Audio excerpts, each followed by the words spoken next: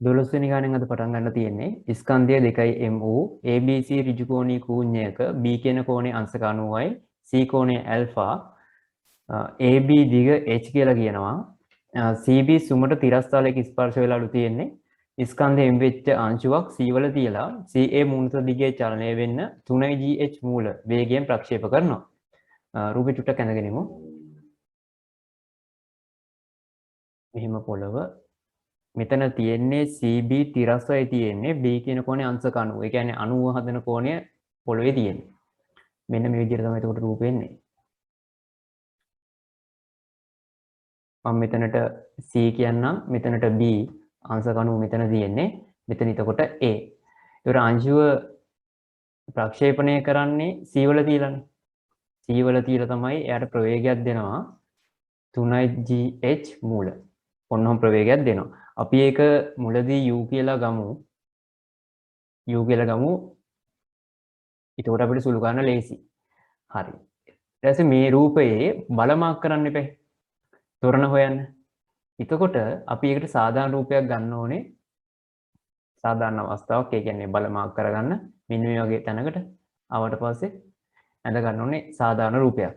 එතකොට එතන තමයි බල මාක් කරන්නේ. මෙතනදී පල්ලෙහාට මෙයාගේ සිම්පල් mg එක ඉන්නවා. තලයෙන් ප්‍රතික්‍රියා වෙනවා r.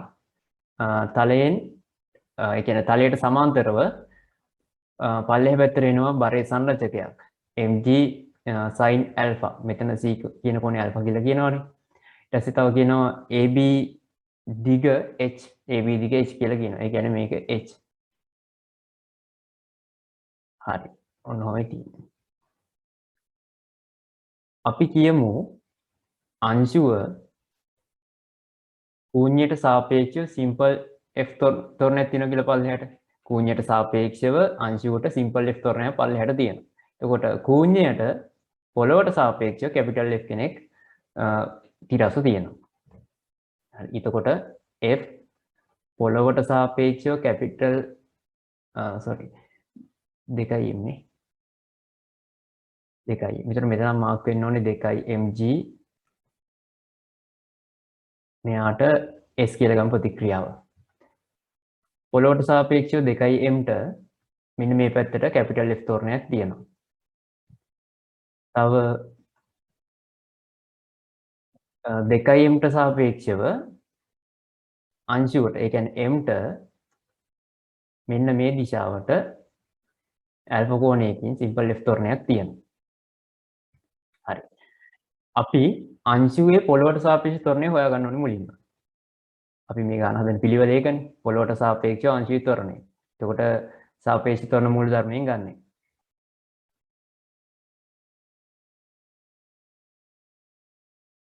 පොළොවට සාපේක්ෂව 2m ට මේ දිශාවට කැපිටල් F තියෙනවා. 2m ට සාපේක්ෂව m ට අංශුවට තියෙනවා මෙන්න මේ දිශාවට සිම්පල් F කියලා ත්වරණය. හරි. මේක අපි එක සටහනකින් පෙන්නුවොත් එහෙම මෙන්න මේ වගේ නේ.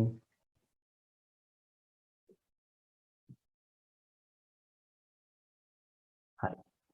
මේක අපිට ඉස්සරහට පාවිච්චි කරන්න වෙනවා. දැන් අපි මුලින්ම අහන්නේ m අංශුවේ සාපේක්ෂ ත්වරණය. සාපේක්ෂ ත්වරණය අහන්නේ.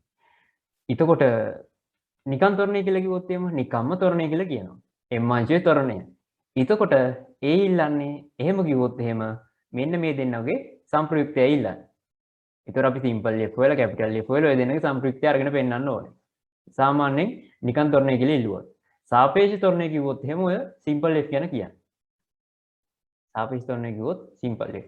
අර ඔය දෙන්නගේ සම්ප්‍රයුක්තය ඉල්ලද්දී අපිට එක්ක පොළොවට සාපේක්ෂව කියලා ඉල්ලයි නැත්නම් නිකම්ම ත්වරණය කියන වචනේ තමයි දෙන්නේ.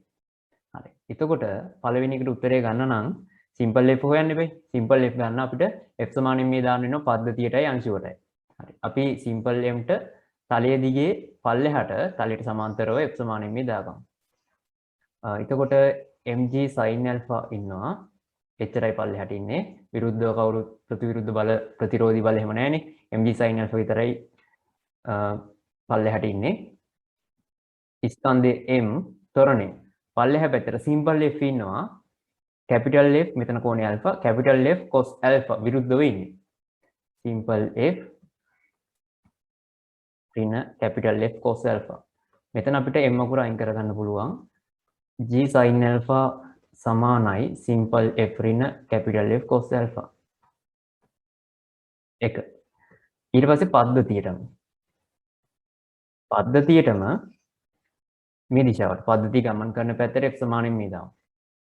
එතකොට එන්නේ පද්ධතිය මත බාහිර බල කවුරුත් තියනවද නැහැ. ඝර්ෂණ නැහැ, මේ කූඤ්ඤයට කවුරුත් බලයක් දීලා නැහැ. තන්තුවකින්වත් සම්බන්ධ වෙලා නැහැ එළියට. ඒ නිසා මෙහෙමවත් නැහැනේ. එතකොට පද්ධතියට බාහිර බල නැහැ. කියන්නේ මෙන්න මේ ප්‍රදේශයට මෙතනින් එළියට යන බල කවුරුත් නැහැනේ. එතකොට එතනට බල නැහැ. හරිද? එතනට එන්නේ නැහැ. එතනට බිඳුව එන්නේ. ඊට පස්සේ f සමාන ma කියනකොට ස්කන්ධ ත්වරණ ගුණිතනේ. එතකොට 2m වාරයක් කූඤ්ඤයට 2m වාරයක් ත්වරණයේ තියෙනවා කැපිටල් F මේ තියෙන පොළොවට සාපේක්ෂව 2m. මේක කෙලින්ම අපි ගාව තියෙනවා. හරිද? ඔය රතු පාට දෙන්නෙන් දැන් අපි උත්තර ගන්නෙ. කෙලින්ම 2mට F කියලා ත්වරණයක් තියෙනවා. එතකොට 2m වාරයක් F ධන සිම්පල් mට ඒ දිශාවට මොනවද තියෙන්නේ? කැපිටල් F කෙනෙක් ඉන්නවා කෙලින්ම සිම්පල් F cos alpha විරුද්ධව. මේ පැත්තට කැඩෙන්නේ සංරචකේ. කැපිටල් F ඍණ සිම්පල් F cos alpha. හරි. එතකොට මෙතන m අකුරු ටික අයින් කරන්න පුළුවන්. ඊළඟ පාර මෙතන අපි කැපිටල් F එකතු කරොත් එහෙම 3f ඍණ f cos alpha. මෙතනින් අපිට f අකුරු දෙක අතර සම්බන්ධයක් ගන්න පුළුවන්. ඔතනින් කැපිටල් F ට දැන් අපිට සිම්පල් F නේ හොයාගන්න ඕනේ. කැපිටල් F ට පොඩි සම්බන්ධයක් ගන්න පුළුවන් සිම්පල් F එකෙන්. ඔන්න ඔහොම. හරි. එතකොට අපිට මේක වැදගත් වෙනවා ඉස්සරහට. හරිනේ. අපි මෙහෙම වැඩක් කරමු. දැන් මේ පළවෙනි සමීකරණේ ඉන්නවනේ සිම්පල් F හොයන්න ඕනේ. අපි මෙන්න මේ කොටු කරපු එකෙන් කැපිටල් F ට ආදේශ කරගමු. පළවෙනි සමීකරණේ ඉන්න කැපිටල් F ට ආදේශ කරගමු. එතකොට ගාන ඒ සමීකරණෙ මිතුරු වෙන්නේ සිම්පල් F විතරයි. එතකොට අපිට ලේසියෙන් මේක උත්පත්ති කරගන්න පුළුවන්. හරි. එකට ආදේශය. එකට ආදේශ කරොත් එහෙම එන්නේ g sin alpha සමාන සිම්පල් F ඍණ කැපිටල් F වෙනුවට සිම්පල් F බෙදීමු 3 cos alpha මෙතනත් cos alpha ඉන්න. ඒතර මේ ඉන්නේ කැපිටල් F වෙනුවට ආව කෙනා. අර cos alpha මෙන්න මෙතන හිටපු කෙනා. හරි. එතකොට මෙතන එන්නේ 3න් ඔක්කොම වැඩි කරොත් 3g sin alpha සමාන. ඒතර මෙතන 3 ඍණ cos වර්ග alpha f එකේ ලින් තියමු. ඒතකොට ඔන්න ඔක තමයි සාපේක්ෂ ත්වරණයට එන්නේ. මෙතන ඕන දැන් අපි බෙදනවනේ මේ කොටු වරහනේ. එතකොට පොඩ්ඩක් ලියත හැකි මේ තුනෙන් එක ඉලක්කමක් මේ cos වර්ග alpha ට දුන්නොත් ඍණ cos වර්ග alpha ට දුන්නොත් එක ඍණ cos වර්ග alpha sin වර්ග alpha කරන්න පුළුවන්. ඕනනම් අපිට මෙහෙම තියන්න පුළුවන්.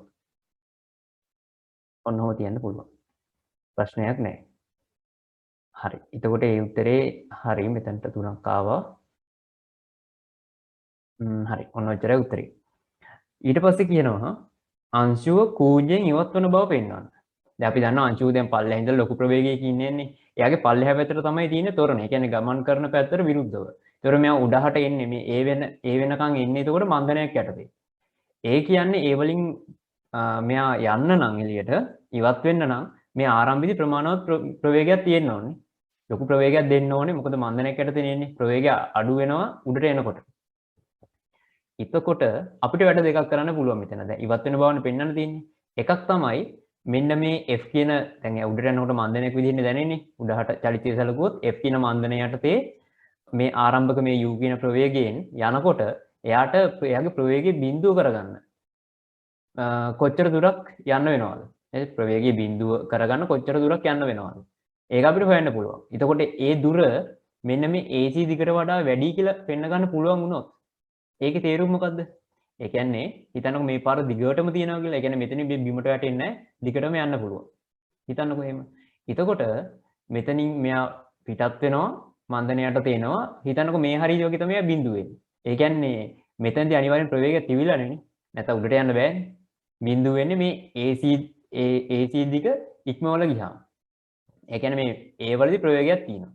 එතනිනුත් කියන්න පුළුවන්. ඒ කියන්නේ AC දිගට වඩා එයා නිශ්චල වෙනකොට ගමන් කරන දුර වැඩි කියලා පෙන්වන එකෙන් ඒකෙනු පුළුවන් අපිට කියන්න ඒ වලදී ප්‍රවේගයක් තියෙනවා. ඒ කියන්නේ ඒ වලින් ඉවත් වෙනවා කියලා කියන්න පුළුවන්. ඒක එකක්. අනිත් එක. ඒක තමයි හොඳ මේක. දැන් කියන එක තමයි හොඳ මේක. ඒකේ තියෙන්නේ මෙහෙම වැඩ. අපිට මේ අංශු c වලට එනකොට ප්‍රවේගය තාත්විකයි කිව්වනම් හරි. කියන්නේ ප්‍රවේගයක් ධන ප්‍රවේගයක් තියෙනවා. නැත්නම් තාත්වික ප්‍රවේගයක් තියෙනවා කියලා කියා ගන්න පුළුවන් වුණොත් ඒ කියන්නේ එතනින් පිටත් වෙනවා කියන එකනේ. ඒ වලට එනකොට ප්‍රවේගයක් තිබ්බගෙන එතනින් ඊළඟ පාර අයින් වෙලා යනවා. දැන් ප්‍රවේගයක් එක්ක ඍණ ප්‍රවේගයක් නැත්නම් බිඳුවක් වගේ තිබ්බොත් ඒ වලට ආවට එතනින් යන්න බෑ. හරිද? එහෙනම් අපි අර දෙවෙනියට කිව්ව විදිහට පොඩ්ඩක් හදන්න බලමු. ඒ කියන්නේ ඒ වලට එනකොට ප්‍රවේගය අපි කියමුකෝ v කියලා. v තාත්විකයි කියලා පෙන්වනවා හරි. විතර මම මේ ගානේ ඉතුරු කරගන්නම්.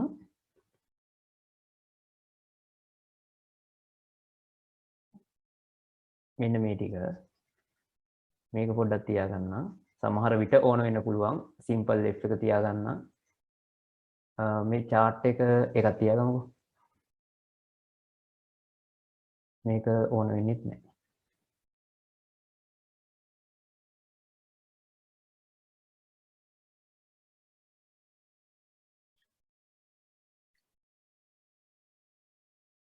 හරි. දැන් අපිට තියෙන්නේ කූණයෙන් ඉවත් වෙන බව පෙන්වන්නනේ. එහෙනම් අපි ඒ වලදී ප්‍රවේගය පොඩ්ඩක් හෙව්වනම් හරි. මෙතනදී ප්‍රවේගය කොහොමද හොයන්නේ? දැන් ගමන් කරපු දුරේ ඒක ගන්නෙ කොහොමද? ඒක ගන්නෙ කෙලින්ම මේ h අකුරේ ඉන්නව නේද? මෙතන කෝණෙත් ඉන්නවනේ. අන්න ඒ දෙන්න පාවිච්චි කරලා තමයි ගන්න වෙන්නේ. අපි කියමුකෝ AC කියන දිග D කියලා කියමුකෝ සිම්පල් D. ඔය දිග සිම්පල් D. එහෙමනම් මෙහෙම වැඩක් කරත හැකි. අපි මෙතන sin alpha චුට්ටක් ලියමු. මේ ඍජුකෝණී ත්‍රිකෝණයේ sin alpha. sin alpha කොහොම ලියවෙන්නේ? සම්මුඛය බෙදීම කර්ණය. එතකොට අපිට එන උතන D කියන එකට උත්තරයක් එනවා h යට sin alpha. ඒ කියන්නේ h cosec alpha. හරිද? D වලට උත්තරයක් එනවා. එහෙනම් අපි මේ h cosec alpha කියන දුරේදී v තාත්විකයි නැත්නම් ධනයි කියලා කියා ගන්න ඕනේ කොහොම හරි. පවතින අගයක් කියාගත්තා නම් හරි. එහෙනම් අපි උඩහට චලිත සමීකරණයක් දාලා v අකුර පොඩ්ඩක් හොයමු. උඩ පැත්තට දාමු v වර්ග සමාන u වර්ග දාන 2a දැම්මොත් හොඳයි. හරි. එතකොට u වර්ග කියන්නේ ආරම්භක ප්‍රවේගය වර්ගයනේ. මෙන්න මේක. 3gh උඩහට යනකොට දැන් මන්දනයක් නෙතිනේ. එතකොට ඍණ f කියලා තමයි දාන්න වෙන්නේ. ඍණ 2යි f වෙනුවට මෙන්න මේ ගත්ත උත්තරේ. දැන් මේ කූණ්‍යයට සාපේක්ෂව මේ චලිතය අපි ගන්න. එතකොට කූණ්‍යයට සාපේක්ෂ ත්වරණය තමයි එන්නේ. එතකොට 3g sin alpha බෙදීම 2 ධන sin වර්ග alpha. ඊට පස්සේ s කියන එකට එන්නේ h cosec alpha. එතකොට මේ දෙන කැපෙනවා කියලා පේනවනේ. sin alpha cosec කියන්නේ එකට sin නේ. එතකොට ඒ දෙන කැපිලා එකක් වෙනවා. තව අපිට සුළු කරගන්න පුළුවන් මෙතන පොදු හරයකට වගේ ගියොත් එහෙම. ඔක්කොටම කලින් අපිට මෙතන සාධක ගන්න පුළුවන් නේද? මෙතන දැන් 3gh ඉන්නවනේ මේ කැලේ. 3gh ඉන්නවා මෙතන 3g ඉන්නවා මෙතන h ඉන්නවා. එහෙනම් 3gh එළියට ගමු. දැන් ඔක ධනයි කියා ගන්න ඕනේ. ඒ නිසා සාධක අරගෙන දැන් මේක නම් පැහැදිලිවම ධනයිනේ. g අකුර ධනයි, h අකුර ධනයි. ඍණ වෙන්නේ නැහැ නේ. එතකොට ඇතුළේ අය ධනයි කියාගත්තා නම් වැඩේ හරි. එතකොට මෙතන ඇතුළේ 1 ඍණ මෙතන දෙකේ ඉලක්කමක් ඉතුරුයි. එතරයි නේද ඉන්නේ. දෙකේ ඉලක්කම විතර වෙන අය නැහැනේ. එතකොට යට ඉන්නවා 2 ධන sin වර්ග alpha. ඔතනින් පොදු හරයකට ගියොත් එහෙම 2 ධන sin වර්ග alpha ඍණ 2 බෙදීම 2 ධන sin වර්ග alpha. මේ දෙන්න කැපිලා ගියාම එන්නේ 3gh sin වර්ග alpha 2 ධන sin වර්ග alpha. දැන් බලන්න මෙතන 3gh පැහැදිලිවම ධනයි sin වර්ග alpha කියන්නේ සුළු කෝණයක් නේ. ඒ නිසා කොහොමද ඒක වර්ග වුණාම ධනයි. මෙතන දෙකේ ඉලක්කම ධන මෙතනත් ධන sin වර්ග alpha ඒත් ධන. එතකොට මේක පැහැදිලිවම ධනයි. ඒ කියන්නේ මම ඔය හෙව්වේ v වර්ගයේ ධනයි. ඒ කියන්නේ v වර්ගයේ ධනයි කියන්නේ v ට තාත්වික අගයක් ලැබෙයි. නේද? වර්ගමූලය ගත්තොත් v ට තාත්වික අගයක් හම්බ වෙනවනේ. ඒ කියන්නේ මෙන්න මේ අංශුව a ගෙන් වෙන් වෙලා යනවා. එම නිසා අංශුවට a ගෙන් මිදී ගමන් කර හැක. ඔන්නෝම. ඒකට දැන් බැරි විලා හරි v වර්ගය කුඩයි බිඳුව වුණා. ඒ කියන්නේ v වර්ගය අතාත්විකයි. නේද? කියන්නේ v හොයන්න ගියොත් එහෙම අතාත්විකයක් එන්නේ. v වර්ගය ඍණයි කියන v හොයන්න ගියොත් අතාත්විකයි. දැන් කිසිම දෙයක වර්ගයට එන්නේ නැහැ ඍණ උත්තරයක් ඔය වගේ. ඒ කියන්නේ v කියන එක අතාත්විකයි කියන එකනේ. හරි දැන් මෙතන ධන ආපු නිසා වර්ගමූලය ගත්තොත් අපිට කෙලින්ම එන්නේ ධන උත්තරයක්. ධන උත්තරයක් ගන්න පුළුවන් නේ.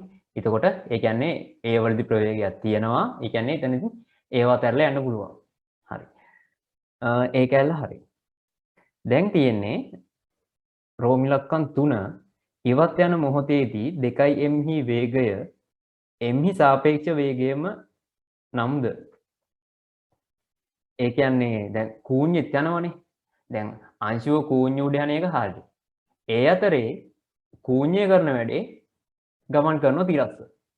ඒකනේ වෙන්නේ. දැන් මෙහෙම තියෙනවා. දැන් අංශුව කූඤ්ඤ උඩ යනවා ඒක හරි.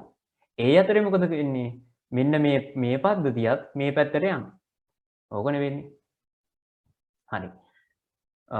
එතකොට දැන් කියනවා මේ අංශුව කූඤ්ඤෙන් අයින් වෙනකොට මෙන්න මෙතනදී අයින් වෙනකොට v ප්‍රවේගයක් තියෙනවා කියලා කිව්වනේ. ඒ වෙලාවේ මේ කූඤ්ඤයටත් තියෙන v ප්‍රවේගයක්. දැන් කූඤ්ඤයත් බිඳු ඉඳලා ත්වරණය වෙනවනේ. අයියට කැපිටල් F කෙනෙක් ඉන්නවනේ. එතකොට අංශුවට තියෙනවා v කෙනෙක් මෙයාටත් v කෙනෙක් ඉන්නවලු. හරි. ඒතර මේ ගානේ මම මේ ඕන කරන ටික පොඩ්ඩක් ඉතුරු කරගන්නම්.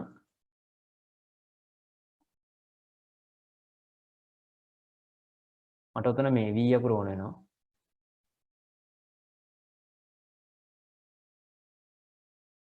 මෙන්න මේක v වර්ගයට ආපු උත්තරේ.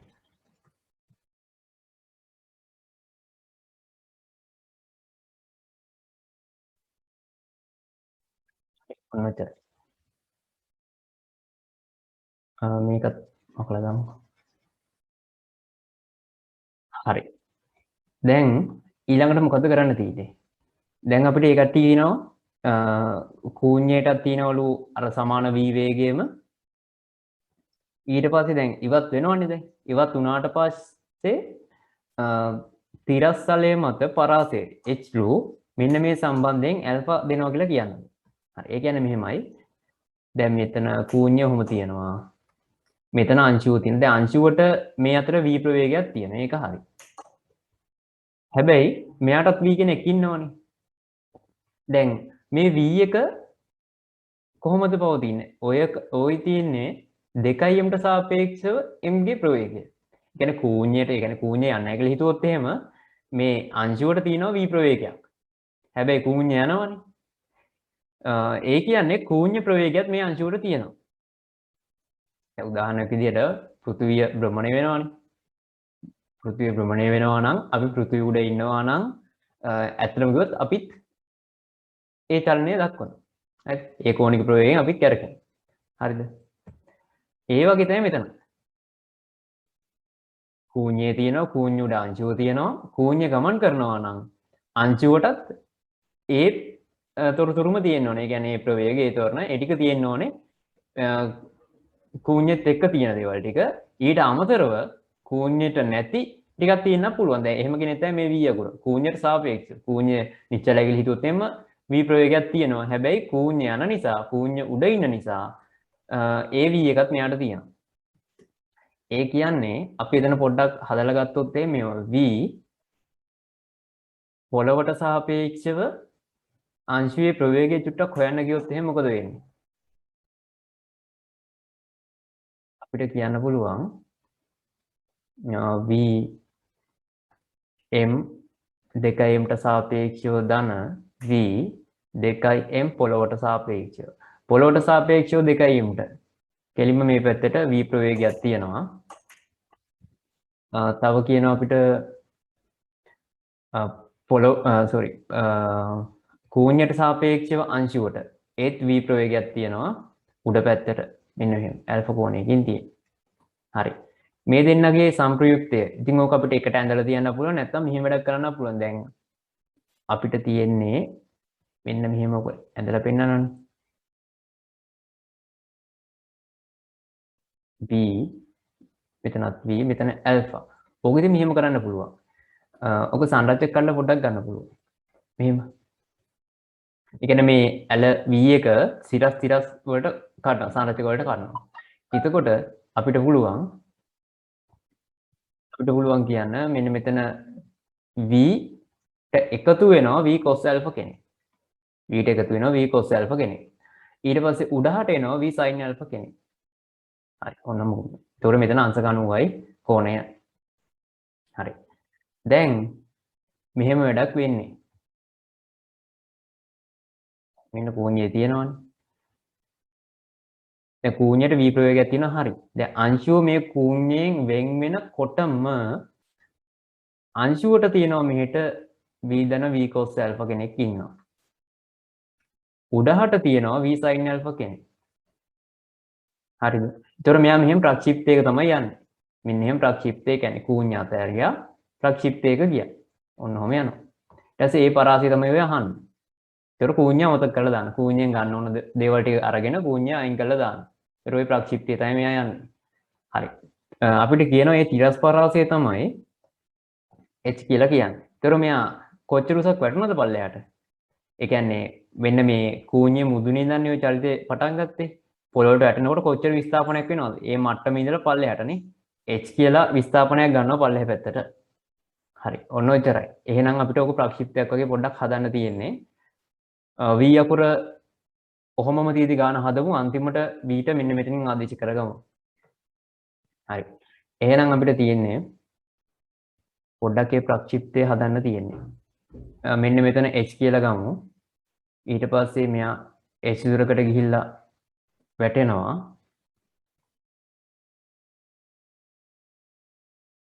මෙතන අපි සංරචක දෙක මාක් කරගත්ත ඉඳ ඒතර ප්‍රශ්නයක් වෙන්නේ නැහැ මේ කෝණ කියන එක ඕනේ. මෙන්න මෙහෙම උඩහට v sin alpha මේකෙන් ගිහලා තමයි වැටෙන්නේ. ඔන්න ඔහම. හරි.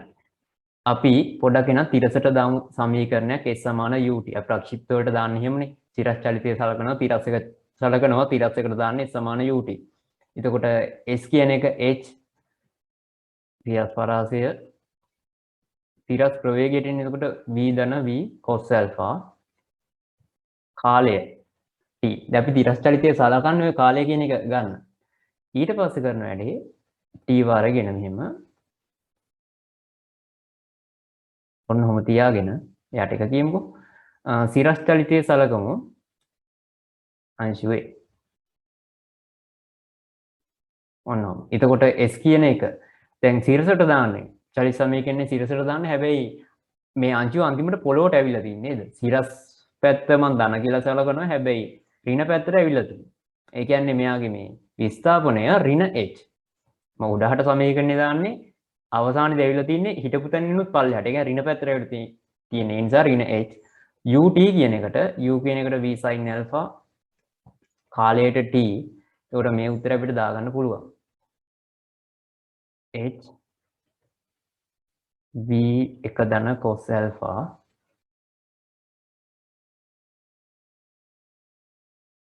ඍණ. දැන් උදාහරණේ දාන්නේ. එතකොට මන්දනයක් g අකුර තේරෙන්නේ මන්දනයක් විදිහට. දැන් g තමයි ඉන්නේ. හරිද? ගුරුත්වද මන්දනයට උඩහට යන්නේ. දැන් කූණ්‍යෙන් අයින් වුණානේ. දැන් නිකන් අවකාශයේ ප්‍රක්ෂිප්තය කියන්නේ. එතකොට භාගයයි ගුරුත්වද මන්දනය g අකුර දාන්න තියෙන්නේ. ඊට පස්සේ t වර්ගය. t වර්ගය කියන්නේ මේකේ වර්ගය. h වර්ග v වර්ග එක ධන cos alpha. හරි. කැපෙන පද පොඩ්ඩක් කපලා දාමු. මෙතන h එකට මේ h එකට මෙතනින් එක h කෙනෙක් කැපෙනවා. මෙතන v ට මෙතන v කෙනෙක් කැපෙනවා. හරි.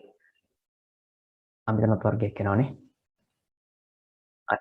දැන් අපිට පුළුවන් මෙහෙම වැඩක් කරන්න. මේ v වර්ගයට ආදේශ කරගන්න පුළුවන්.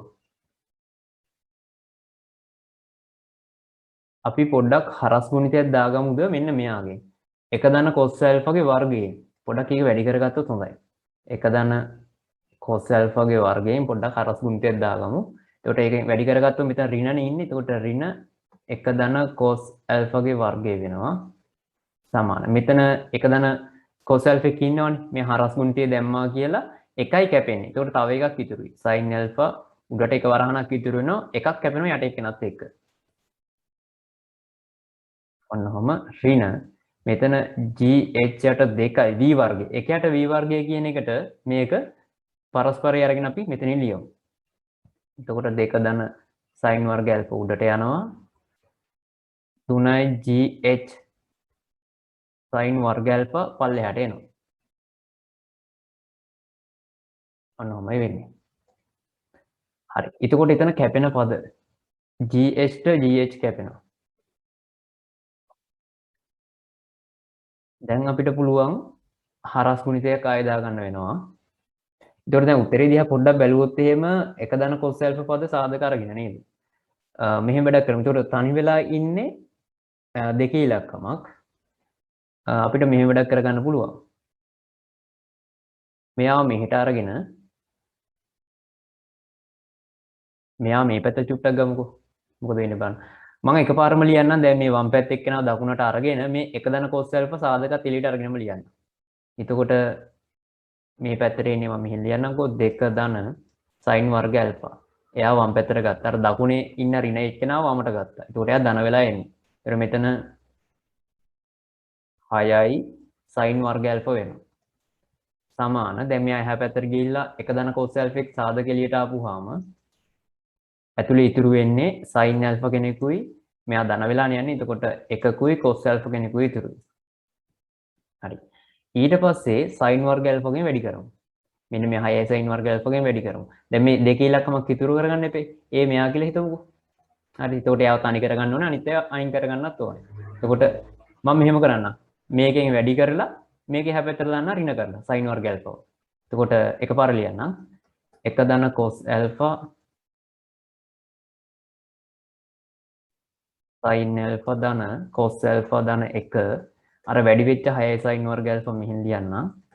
ඍණ sin වර්ග ඇල්ෆා. ඊට පස්සේ ඔන්න ඔතනින් මම sin වර්ග ඇල්ෆා කෙනෙක්ව එළියට ගන්නවා. එතකොට දෙක සමානයි sin වර්ග ඇල්ෆා. එතකොට අපිට එන උත්තරේ 6යි 1 ධන cos alpha sin alpha ධන cos alpha ධන 1 ඍණ 1. හරි. ඔන්න ඔච්චරයි. උත්තරේ එන ගන්නට. හරි. ඊට පස්සේ අපිට තියෙන්නේ 13 වෙනි ගානට යන්න.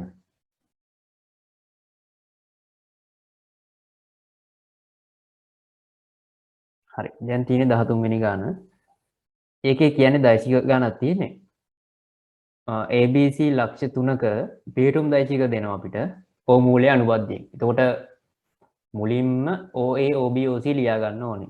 එතකොට OA කියන්නේ 2x. මේ ඉරි කැල්ල අනිවාර්යයි. දැන් විභාගයට ඒ කට්ටිය දෙනකොට තියෙන්නේ ඔක තද කළු අකුරේ. හරිද? අපි ඒ උනාට ඉරි කැල්ල දාන්න ඕනේ. හරිද? එක තද කළු අකුරින් තියන්න ඕනේ. එක ඉරි කැල්ල දාන්න තියන්න ඕනේ. ඒ කට්ටිය දෙන්නේ තද කළු අකුරෙන් අපි ඉරි කැල්ල දාන්න ඕනේ. හරි.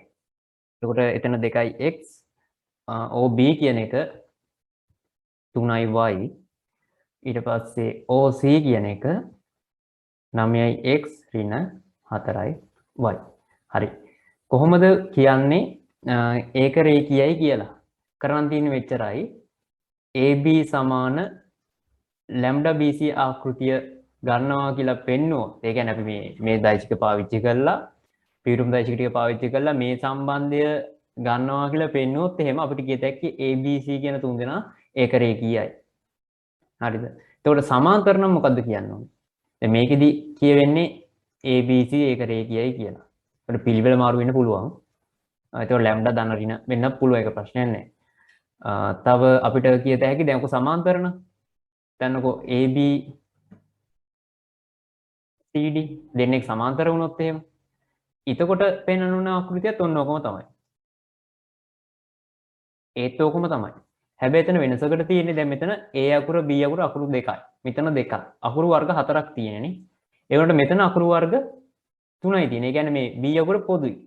ඒක ටිකක් මතක තියාගන්න. ඒ කියන්නේ ඒක රේඛිය නම් පෙන්නද්දී එක පොදු අකුරක් තියෙන්න ඕනේ.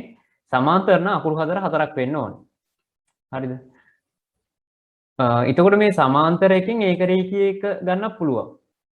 දැන් චුට්ටක් බලන්නකො මේ දෙන සමාන්තරයි. ඒක හරි. බැරි වෙලා හරි B1යි C1යි සම්පාත වුණොත් මොකද වෙන්නේ? B1යි C1යි සම්පාත වුණොත් මෙන්න මේ වැඩේ නේද වෙන්නේ? ඔය දැක්කද? BC සම්පාත වුණොත් මොකද වෙන්නේ? එතකොට ABC ඒ කියන්නේ මේ තුන් දෙනා මේ ඒක රේඛීය වෙනවනේ. එතකොට D අකුර අපි එතකොට A BD නැත්නම් ACD තුන් දෙනා ඒක රේඛීය වෙනවා. ඒතර ඔය සමාන්තරයකෙම ගොඩනැගිච්ච කෙනෙක්. හරිද? දෙන්නේ ඒක තමයි මම අර කිව්වේ දැන් අර හතර දෙනා තුන් දෙනෙක් වුණොත් ඔය දැන් රවුම් කරපු දෙන්නා දෙන්නෙක් විදියට හිටියේ ඒ දෙන්නා එක්කෙනෙක් වුණොත් මොකද වෙන්නේ? එතකොට අර ABD නැත්නම් ACD ඒ කට්ටිය ඒක රේඛීය වෙනවා. එතකොට පොදු අකුරක් තිබ්බම ඒක රේඛීය වෙනවා කියලා කියන්නේ අන්න එහෙම. හරි. එතකොට සමාන්තර නම් මෙහෙම පෙන්වන්න ඕනේ. ඒක රේඛීය නම් මේක පෙන්න ගන්න ඕනේ. හරි. අපි එහෙනම් පොඩ්ඩක් දැන් ABBC ඕනේ. ඒ කියන්නේ ඕනම ජෝඩුවක් ඕනම යුගලයක් පෙන්වුවම ඇති. හරිද? ඕනම යුගලයක් ඒ අකුරත් එක්ක ඒ මොකක් හරි තව එතන තියෙන අකුරක් එක්ක ඉන්න තව මේ තව කෙනෙක් තව දෛශිකයක් ගන්න. එහෙම පෙන්වුවම ඇති. මේ පිළිවෙලම තියෙන්න ඕනේ. හරිද? BA BABC ඕන එකක් පෙන්න ගන්න එක ප්‍රශ්නයක් නැහැ. හරි. එතකොට අපි චුට්ටක් AB හොයමුකෝ. AB කියන්නේ AO ධන OB. ඔහොම ගත්තොත් AO කියලා කියන්නේ ඍණ OA නේ. ඒ කියන්නේ ඍණ 2x ධන OB කියන්නේ කෙලින්ම 3y. හරි. ඒක පොඩ්ඩක් තියාගමු කොහොම. ඊළඟට අපි යමු BC ව ගන්න. BC කියලා කියන්නේ BO ධන OC. BO කියලා කියන්නේ ඍණ 3y. OC කියලා කියන්නේ 9x ඍණ 4y. ඔතනින් අපිට ලියත හැකි එකපාර 9x ඍණ 6යි ඍණ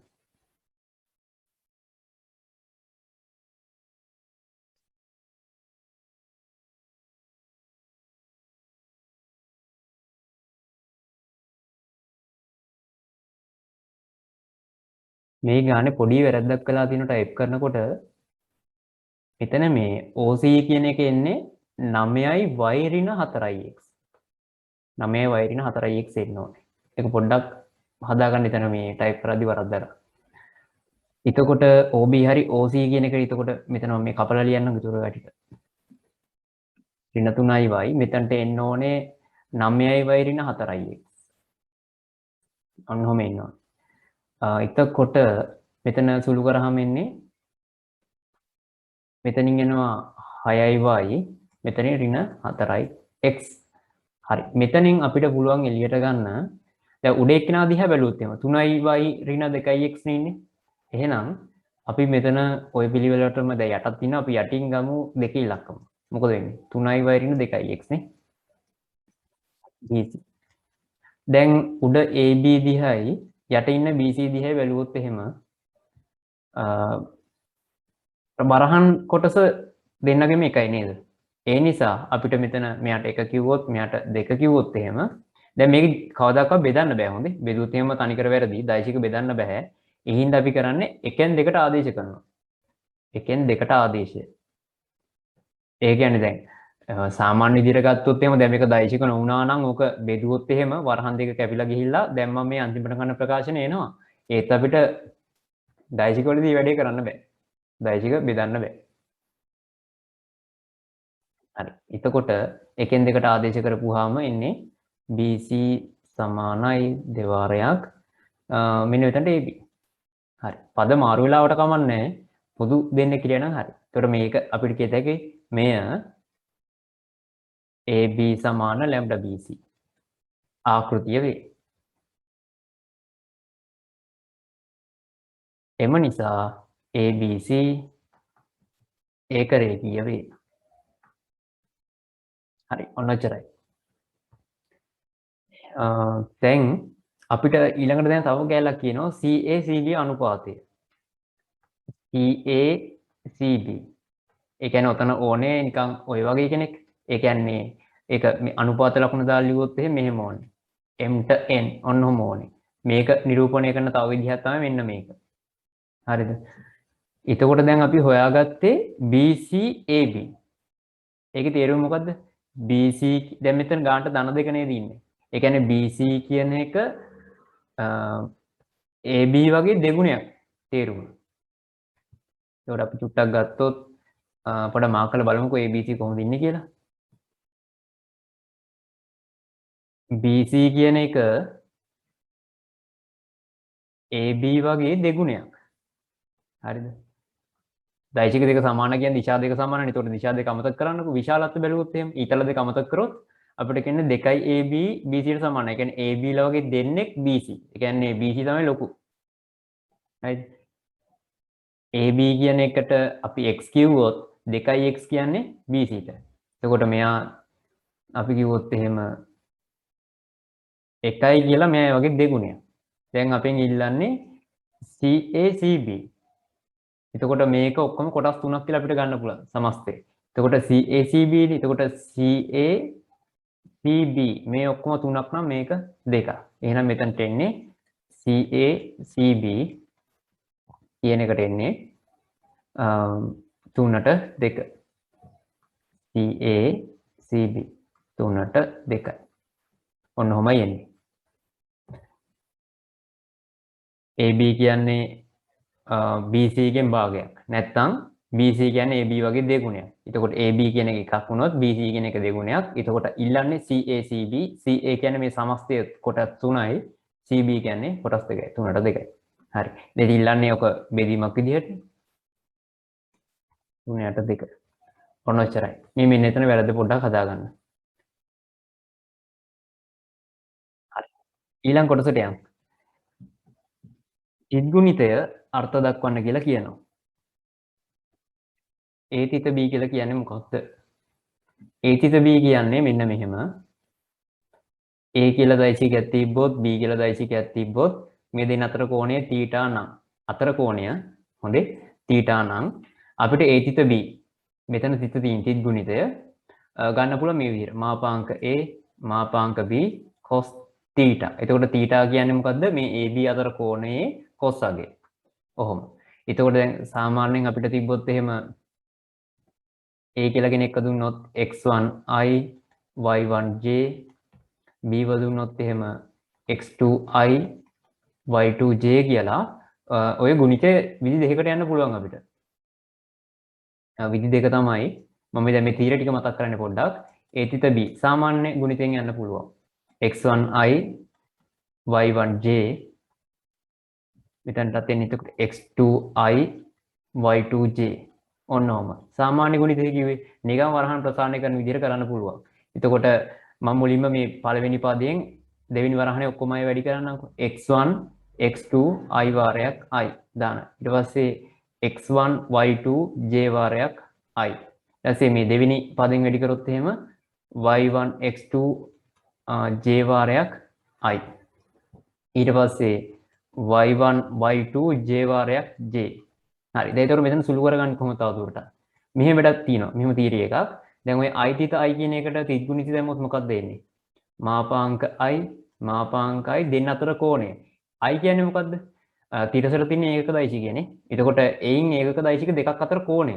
එහෙම කෙනෙක් නෑනේ නේ. කෝණය බිඳුවයි. එකම දෛශිකය අතර කෝණයක් නෑනේ. cos බිඳුව 1යි. දැන් මේ ඒකක දෛශිකනේ i කියන්නේ ij දෙන්නම. එතකොට ඒකකයේ මාපාංක 1 වෙන්න ඕනේ. එතකොට උත්තරේ 1යි. i තිත i කියන එක 1යි. ඔය වගේම j තිත j ගන්න පුළුවන්. එතකොට i තිත j මොකද වෙන්නේ? i තිත j නැත්නම් j තිත i ඕකේ වෙන්නේ දැන් මේ විදිහට ගත්තොත් එහෙම cos දෙන්න අතර කෝණය කීයද? i කියන්නේ තිරස් පැත්තට තියෙන ඒකක දෛශිකය, j කියන්නේ සිරස් පැත්තට. එතකොට දෙන්න අතර කෝණය cos 90 වෙන්න ඕනේ. එතකොට මෙතන cos 90 බිඳුවක් නිසා i තිත j ගුණිත බිඳුවක් වෙන්න ඕනේ. හරිද? එහෙනම් මෙයා බිඳුවයි මෙයා බිඳුවයි. මෙතන 1යි මෙතන 1යි. එතකොට සාමාන්‍ය ගුණිතය නිකන් දෛශික දෙයක් කොහොම ගුණ කරොත් එහෙනම් අපි ලියන්න ඕනේ x1 x2 ධන y1 y2. ඔන්න ඔච්චරයි. එතකොට ඕකම තිත් ගුණිතෙන් ගන්න පුළුවන්. දැන් මේ උත්තරේම තිත් ගුණිතෙන් ගන්න පුළුවන්. කොහොමද ගන්නෙ? a ගේ මාපාංක b ගේ මාපාංක cos θ. මේ විදිහට තියෙන දෛශිකයක. මේ විදිහට තියෙන දෛශිකයක කොහොමද මාපාංකය ගන්නෙ? ගන්නේ i ගේ සංගුණකයේ වර්ග කරනවා j ගේ සංගුණකයේ වර්ග කරන එකතු කරන මූලය ගන්න. ඒ කියන්නේ මෙතන x1 වර්ග y1 වර්ග මූලය x2 වර්ග y2 වර්ග එකතු කරලා මූලය ගත්තා. cos θ. ඉතින් මෙතන නම් කෝණේ දැනගන්න ඕනේ. කෝණේ දැනගන්න ඕනේ. කෝණේ ඉල්ලුවොත් එහෙම උතනින් හොයන්න පුළුවන්. මොකද ඔය දැන් 1යි 2යි සමාන කරොත් එහෙම මේ ටික අදිශනේ. ওই ටිකෙන් බෙදලා දැම්මොත් එහෙම cos θ තනි කරගන්න පුළුවන්. හරිනේ. ඒතර තීජ්ගුණිතය ඔන්න දැන් ටිකක් මතක් කරා. එතකොට දැන් මේ රෝමිලක්කම් එක ඒ කියන්නේ පළවෙනි ප්‍රශ්නෙට උත්තරේ හරි. දෙවෙනි එක. දෙවෙනි එකේ කියන්නේ මෙහෙම කතාවක්. ඒකේ කියන්නේ E කියන්නේ ඒකක දෛශිකයක් විට AE ජ්‍යාමිතික විවරණය කරන්න. හරි. අපි කියමුකෝ E කියලා කියන්නේ මේ පැත්තට තියෙන ඒකක දෛශිකය කියලා. ඒකක දෛශිකයක් කියන්නේ යාට දිශාවක් තියෙන හැබැයි විශාලත්වය ඒකක එකයි. මේ දිශාවට තියෙන ඒකක දෛශිකය E කියලා ගමු. හරි. A කියලා කෙනෙක් මෙහෙම ගියොත් එහෙම. A කියලා කෙනෙක් මෙහෙම ගියොත් එහෙම. A කියලා දෛශිකයක් යනවා. හිතන්නකෝ මේ ඉරෙන්ම නිරූපණය වෙන්නේ A කියලා. A කියන දෛශිකය. දැන් මෙතන E කියන කෙනා තමයි ඒකක දෛශිකය වෙන්නේ. හරිද? ඒක දෛශිකය අපි හිතමුකෝ මේ කොටසම කියලා ගමුකෝ. එක්කෝ. ඒක ලේසි. හරිද? මේ දිශාවට තියෙන ඒකක දෛශිකය E. හරි. මෙන්න මෙතන කෝණේ අපි ගමු θ කියලා. දැන් මම මෙහෙම වැඩක් කරනවා. ওই දෙන්න අතර තිග්ගුණිතය ගන්න. මොකද වෙන්නේ බලමු. මාපාංක A මාපාංක E cos θ නේ. මාපාංක A කියන්නේ මොකද්ද? Aම තමයිනේ. ඔය ඉරේ දිගනේ විශාලත්වයනේ A. මාපාංක E කියන්නේ ඒකක දෛශිකයක විශාලත්වය 1යි. cos θ. ඔය මොකද්ද වෙන්නේ? A cos θ. මේක තියරි එකක්. මේක විභාගයට අහන්න ඉඩ තියෙනවා. ඔතනින් කියවෙන්නේ දෛශිකයක් ඕනම ඒකක දෛශිකයක් එක්ක වැඩි කරොත් එහෙම එන්නේ ඒ ඒකක දෛශිකය මත අර අපි වැඩි කරපු පළවෙනි දෛශිකයේ ප්‍රක්ෂේපණය. මෙන්න මේක. දැන් මේ ඉරේ දිග A නම් මේ දිග ඊට කීයක් වෙනවද? A cos θ නේ. කියන්නේ අර ඒකක දෛශිකය මත ප්‍රක්ෂේපණය ඉන්නේ. ප්‍රලම්බ ප්‍රක්ෂේපණය කියලා කියන්නේ ওই තියරි එකට. ප්‍රලම්බ ප්‍රක්ෂේපණය කියලා කියන්නේ. හරිද? A cos θ කියන එක එන්නේ. ඒ කියන්නේ අපිට ඕනේ ඒකක දෛශිකයේ උඩ ප්‍රක්ෂේපණය එනවා. ඒ ඒකක දෛශිකය අර කියන්නේ ඕනේ කොයි අක්ෂයේ උඩටද අන්න එයාගේ උඩින් යන ඒකක දෛශික වැඩි කරන්න තියෙන අපිට අවශ්‍ය කරන දෛශිකයත් එක්ක නිකම්ම ප්‍රක්ෂේපණය එනවා. හරිද? එතකොට මේ තුන්වෙනි කොටස හදනකොට මෙන්න මේ තියරි එක ඕන වෙනවා. හරි බලමුකෝ ඒක හදලා. ඒකේ කියන්නේ A කියලා දෛශිකයක් දෙනවා. තව B කියලා දෛශිකයක් ඇට ලම්බකව තියෙනවලු. දැන් Bව දෙන්නේ නැහැ කවුද කියලා. තවද C කියලා කෙනෙක් A හා B දෛශික මත ප්‍රක්ෂේපණ 1 හා 2 ඇති කරනවලු. C දෛශිකයට අවස්ථා දෙකක් පවතින බව පෙන්වනවා ඒවා සොයන්න. හරි. අපි කියමුකෝ මෙන්න මෙහෙම. දැන් AB දෙන්න ලම්බකවනේ අපි නිකන් ඔහොම ගමු. එතකොට මේක A මේක B. හරි. ඒතර ඕන මේ OAB කියලා පොඩ්ඩක් මාක් කරගමු. හරි. දැන් OA නම් දෙනවනේ. ඒ කියන්නේ අර A කියන එක්කෙනා නම් දෙනවා අපිට 4i ධන 3i කියලා. හරි. B කියන එක්කෙනා දෙන්නේ නැහැ. OB නැත්නම් B කියන කෙනාව දෙන්නේ නැහැ. ඉතින් අපිට ඕන නම් ඔය xi ධන yj කියලා ගන්න පුළුවන්. හරි. නැත්නම් නොලිය ඉන්න පුළුවන්. අපි ඒක එන්නේ නැති විදිහට ගාන හදන්න උත්සාහ කරා නම් හරි. B කියන එක එන්නේ නැති වෙන්නේ. ඒ කියන්නේ B වර්ම ලියන්න ඕනේ නැති වෙන්නේ. xi ධන yj විදිහට ලියන්න ඕනේ නැති වෙන විදිහට හැදුවා නම් හරි. හරි දැන් C කියලා එක්කෙනෙක් ඉන්නවලු මේ දෙන්න මත.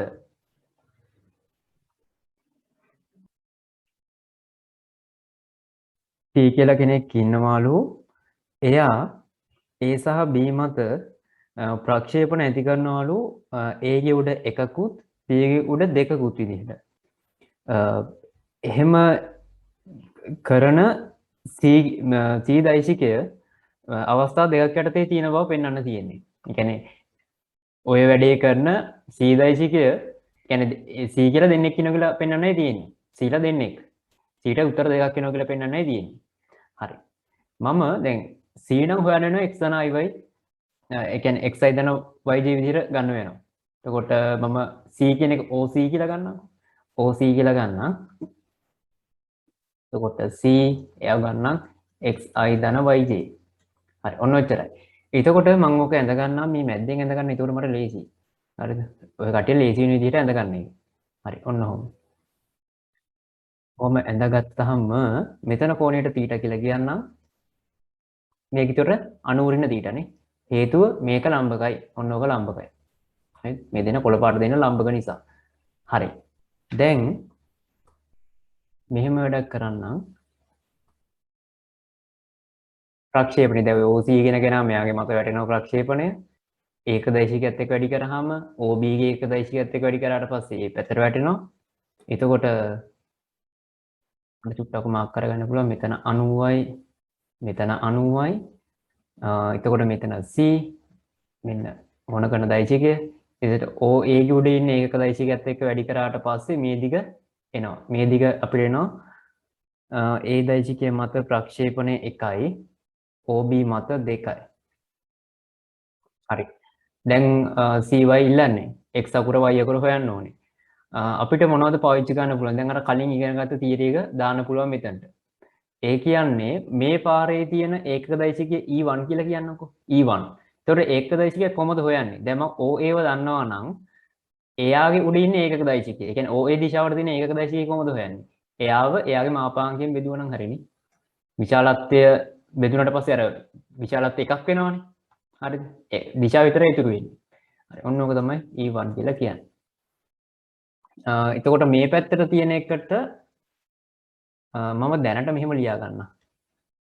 ඔන්න ඔහම OB බෙදීම B මාපාංක OB මාපාංක කිව්වත් එකයි මෙහෙම ලිව්වත් ඉතින් ඇති. හරිද? දැන් මේක ලොකුවට ප්‍රසාරණය කරන්න එහෙම යන්නේ නැහැ. මොකද හේතුව B කියන කෙනා දන්නේ නැහැනේ.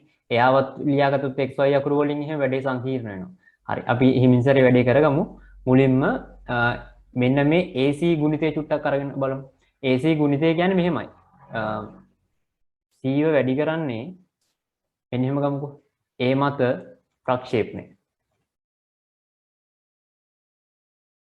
A මත ප්‍රක්ෂේපණය කියලා මම C වැඩි කරන්නම් ඔය E1 කියන ඒක දෛශිකයත් එක්ක. කියන්නේ මාපාංක C ඔන්නෝක කෝණය cos θ. හරිද? එතකොට අපි දන්නවා දැන් මෙතනින් එන මේ ප්‍රක්ෂේපණය කියන එකනේ. මෙතන ප්‍රක්ෂේපණයේ උත්තරේ 1යි. මාපාංක C දන්නේ නැහැ. ඔහොම E1 ගේ මාපාංකය ඒකක දෛශික මාපාංකය 1යි. එතකොට ඒක නොලියෙන්න පුළුවන් cos θ. හරි. මම C ව ලියාගත්තේ නේද මේ xi දන්න yj කියලා. එහෙනම් එයාව ලියා ගන්න දැනට මෙන්න මෙහෙම. එකයි. දැන් අපි දන්නවා තිත් ගුණිතය තව විදිහකට ගන්න පුළුවන් නේ. දෛශික දෙක ගුණිතය තව විදිහකට ගන්න පුළුවන්. සාමාන්‍ය විදිහට වැඩි කරලා ගන්නත් පුළුවන්. හරි. මම A මත ප්‍රක්ෂේපණය ආයේ මෙහෙම ලියන්නම්කෝ. C වාරයක් ඔය E1 කියන එක මෙහෙම ලියන්න. C දෛශිකය දන්නවනේ. කොහොම ලියලා E කියන එක ඒක දෛශිකය කොහොමද ගන්නෙ? OA වයාගේ මාපාංගයෙන් මිදුණා හරිය නේද? OA කියන්නේ මේකනේ. මාපාංගය කියන්නේ මොකද්ද? OA මාපාංකය. මම දැන් කලින් කිව්වා සංගුණක වර්ග කරලා එකතු කරලා මූලය ගත්තා නම් හරි. එහෙනම් මෙතන ඉන්නේ 5ක් එන්නේ උත්තරේ. ඒ කියන්නේ මට ලියත හැකි ඔය E1 කියන කෙනාව මේ දෙනා 5න් බෙදලා වෙන වෙනවා. හරිද? එතකොට මෙතනට එන්නේ 4යට 5යි I 3යට 5යි J ඔන්න ඔහොම. හරිද? මේකත් උත්තරේ එකම තමයි. හරි. ඔතන වැඩි කරගන්න දැන් අපි ක්‍රමයේ දන්නව නේද? x ගෙන් වැඩි කරාම 4යට 5යි x ධන 5 3යට 5යි y සමාන 1ට ඔක්කොම 5න් වැඩි කරගත්තොත් 4යි x ධන 3යි y කියන්නේ 5ට. ඔන්න තව සමීකරණයක් එනවා. හරිද? හරි. එතකොට මේ දෙවෙනිය කියන එක නම් හරි x y අතර සම්බන්ධයක් විතරයි තියෙන්නේ. හැබැයි අර පළවෙනිය කියලා ගත්ත කෙනාගේ cos θ එකක් ඉන්නවා. ඒක එලව ගන්න ඕනේ. දැන් අපි මාරු වෙනවා කෙලින්ම C කියන දෛශිකයේ B දෛශිකයේ මත ප්‍රක්ෂේපණයට. එතනට මාරු වුණොත් එහෙම දැන් මේ මෙන්න මේ විදිහට ගන්න පුළුවන්ද? ගන්න පුළුවන්. හැබැයි අපි B කියන කෙනා දන්නේ නැති නිසා මෙහෙම ලියා ගන්න වෙන්නේ නැහැ. එතකොට ඒක ඒ විදිහට යන එක පොඩ්ඩක් භයානකයි. අපි එහෙනම් මෙහෙම කරමු. අපිට පුළුවන් නේද මේ පළවෙනි විදිහට අර ඒකක දෛශිකයත් එක්ක වැඩි කරලා ප්‍රලම්බ ප්‍රක්ෂේපණය තියරි එකෙන් ගියේ. අන්න එහෙම යන් එහෙනම්. එහෙනම් අපි ගෙමු B දෛශිකයේ මත C ප්‍රක්ෂේපණය. ප්‍රක්ෂේපණය කියලා ඒක ලියමු. ඒ කියන්නේ අපි මෙතන මේ E2 කියලා පොඩ්ඩක් ගමුද? ඒක ලේසි. E2 කියලා ගමු ඒක දෛශිකේ. එතකොට අපිට පුළුවන් කියන්න C වාරයක් E2 ඒකක දෛශිකය කියන එක උත්තරේ 2යි නේ. ඕකට අපි කෙලින්ම දාමු තිත් ගුණිතෙම ගමු. තිත් ගුණිතෙන් ගත්තාම ලියද හැකි ඉස්සරහට දාව මෙතන මාපාංක C මාපාංක e2 cos 90 ඍණ තීටානේ. ඒ දෙන්න අතර කෝණය c ගේ b අතරයි කෝණය 90 ඍණ තීටා. එතකොට මෙතන c වෙනුවට ආයේ මේක ලියන්න පුළුවන් e මාපාංකය. ඒකකදයි c ක මාපාංකය 1යිනේ. එතකොට ඒක නොලියමු. මෙතන sin θ. මෙතන උත්තරය 2යි. හරි. මේ සමීකරණෙත් හරි. 3යි. තුන්වෙනි එක නයි ඉන්නවා. දැන් මොකද කරන්නේ? දැන් ඔන්න අපිට තියෙන තීටි දැනුම අනුව අපි ගන්න පුළුවන් තුන් දෙනාම ගත්තා. ගුණිතේ දාන්න පුළුවන් හැම විදිහකටම ගත්තානේ. දැන් මොකද කරන්න තියෙන්නේ? දැන් කරන්න තියෙන්නේ xy හොයන්න. දැන් මේ දෙවෙනි සමීකරණේ වැඩේ හරි. එතන අනවශ්‍ය පද නැහැනේ. හැබැයි ඔය 1යි 3යි කියන එකේ අනවශ්‍ය පද ඉන්නවා. එහෙනම් කොහොමද ඔය කට්ටිය වයින් කරගන්නේ?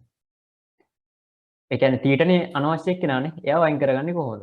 අයින් කරත හැකි මෙන්න මේ විදිහට. අපි එකෙන් කියලා මෙහෙම කරමු. cos θ කියන්නේ මොකද්ද? ඔන්නෝම දෙකෙන් එමෙ තුනෙන් sin θ කියන්නේ දෙක යට මෙන්න මෙහෙම. හරිද? මෙහෙම වැඩක් කරමු. මේ දෙන්නව වර්ග කරලා එකතු කරමු. ඊටර මොකද වෙන්නේ? එකක් වෙනවන්නේ. ඔන්න එතකොට ඒ කරදරේ අයින් වෙනවා. ඒතර ඕන මේකට 4 5 වගේ කියලා 4 වර්ගය ධන 5 වර්ගය ගමුකෝ. එහෙම ගත්තොත් එහෙම කෙලිම 1 කියලා දාමු. ඒතර මෙතන මෙහෙම ඉන්නේ.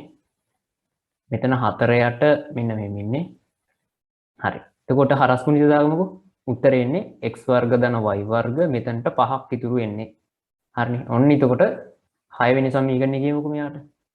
එතකොට ඔය 2යි 6යි පාවිච්චි කරලා අපිට උත්තර ගන්න පුළුවන්. ලේසියෙන්. හරි මෙහෙම වැඩක් කරමු. අපි ආදේශ කරගමු 2න් 6ට. 2න් 6ට කියන එක මම මෙහෙම වැඩක් ගන්න මෙතන y විභක්ත කරන්නද?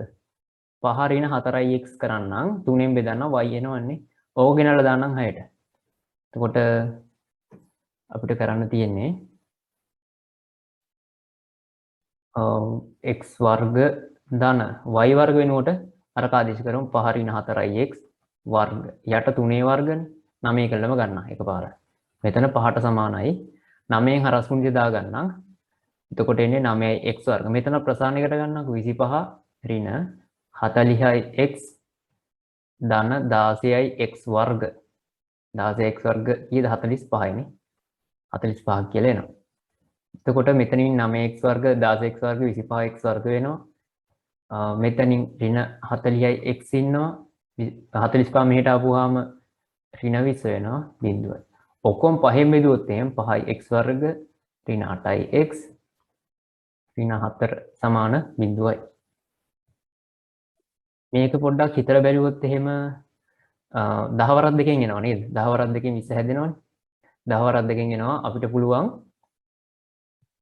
5x වර්ග ඍණ 10x ධන 2x ඍණ 4 සමාන බිඳුවයි 5x එළියට ගත්තොත් x ඍණ 2 මෙතන දෙකක් ගත්තොත් x ඍණ 2 x ඍණ 2 මෙතන 5x ධන 2 සමාන බිඳුවයි x එනවා 2ක් ආ x එනවා ඍණ 2 යට 5ක් x ට 2 දාපුවම y ට කීයක් කියද මේ කෙලින්ම දෙවෙනි එක්කෙනාටම ආදේශ කරන්න ලේසියිනේ මොකද එතන ගානට 1y ගැනයි එන්නේ දැන් මෙතන ආදේශ කරොත් ආයෙ වර්ගයක් එනවා ටිකක් අය කරදරයි ඒ හින්දා මේ දෙවෙනි එක්කෙනාටම ආදේශ කරන්න දෙකට ආදේශ කරාම දැන් මේ y ට තියෙන සම්බන්ධය y ට එනවා එතකොට 5 ඍණ 4 වරක් 2 බෙදීම 3 ඍණ 8යි 5යි කියන්නේ ඍණ 3යි 3 බෙදුනම ඍණ 1 y ට ඍණ 1 එනවා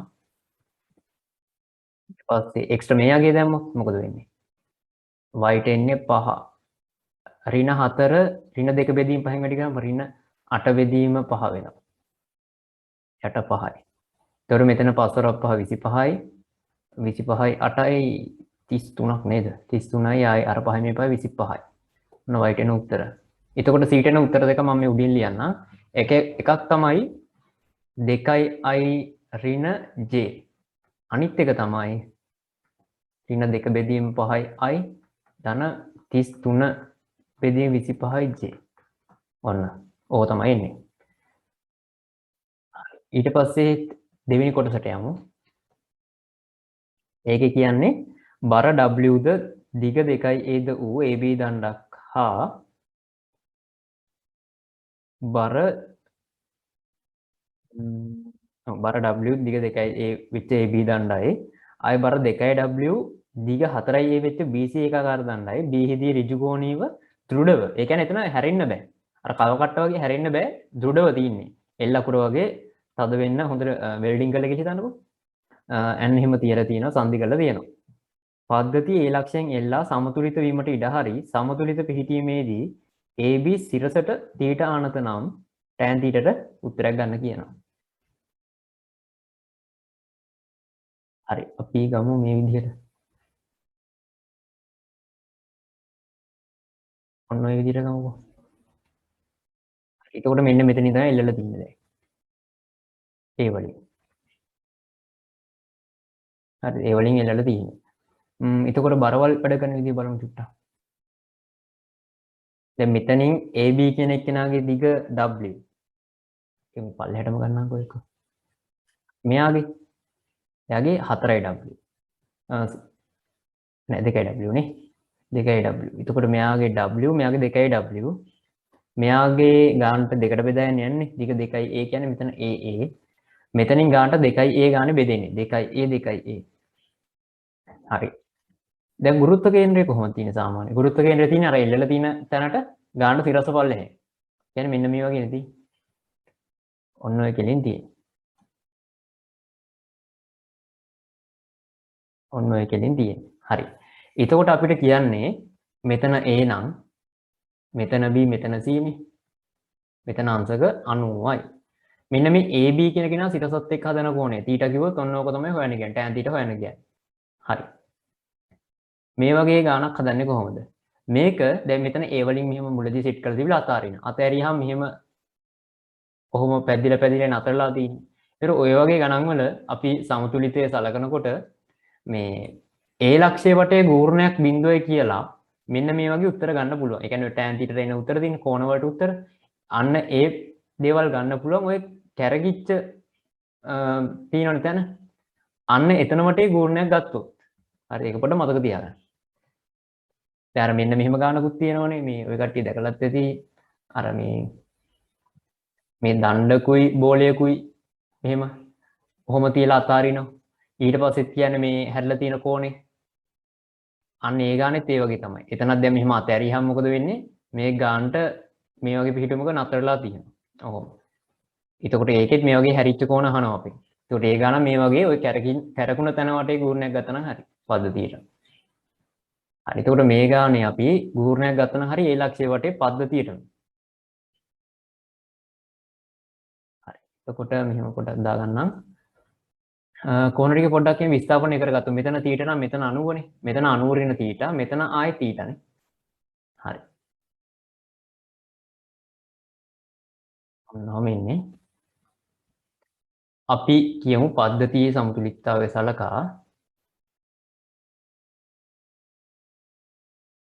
සලකා GA කියන එක බිඳුවයි.